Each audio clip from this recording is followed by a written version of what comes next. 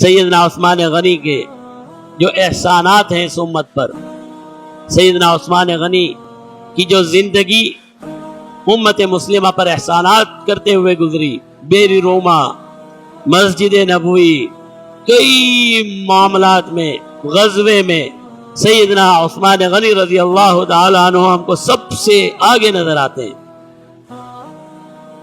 پھر ایک وقت آیا، ایک موقع پر جناب نبی کریم صلی اللہ علیہ وسلم نے فرمایا، اے عثمان، اللہ تجھے ایک لباس پہنائیں گے اور لوگ وہ لباس اتارنا چاہیں گے، فرمایا تم اپنے سے وہ لباس مت اتارنا، خود سے اپنا وہ لباس مت اتارنا۔ سیدنا عمر فاروق کے بعد سیدنا عثمان غنی رضی اللہ تعالیٰ عنہ خلیفہ ہوئے، اور خلافت کا دور نہایت ہی عسرت کا، عیش کا، سکون کا، اطمینان کا، فتوحات کا۔ سیدنا عثمان غنی رضی اللہ تعالیٰ عنہ کی ہی دور خلافت میں مسلمانوں نے قبرص کو فتح کر لیا، ترکی تک، ترکی سے آگے یورپ تک پہنچ گئے۔ پہلے خلیفہ ہیں جنہوں نے بحری بیڑا تشکیل دیا، اور بحری بیڑے کے ذریعے جہاد کا ایک نیا آغاز ہوا۔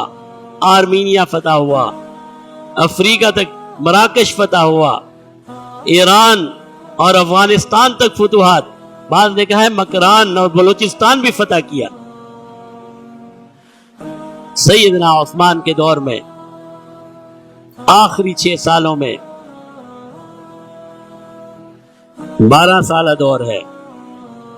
سیدنا عمر فاروق سن 23 ہجری میں اس دنیا سے تشریف لے جاتے ہیں۔ سن 24 ہجری میں سیدنا عثمان غنی خلیفہ بنے۔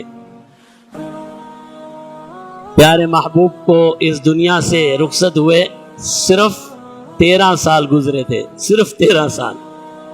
سیدنا عثمان غنی خلیفہ بنے، فتوحات ہوئی، مالداری عام ہوئی، عیش اور عشرت کی زندگی مسلمانوں کو نصیب ہوئی، لیکن اس کے ساتھ ساتھ سازشوں کا، مسلمانوں کے خلاف آپس میں لڑانے کا، مسلمانوں کو تقسیم کرنے کی سازش کا مجوسیوں نے اور یہودیوں نے سازشوں کا آغاز جو سیدنا عمر فاروق رضی اللہ تعالیٰ عنہ کے دور سے شروع ہو چکا تھا، اس سازشی دور کو آگے بڑھایا گیا، اور اس کے نتیجے میں پھر جناب عثمان غنی رضی اللہ تعالی عنہ مدینہ منورہ میں شہید کر دیے گئے۔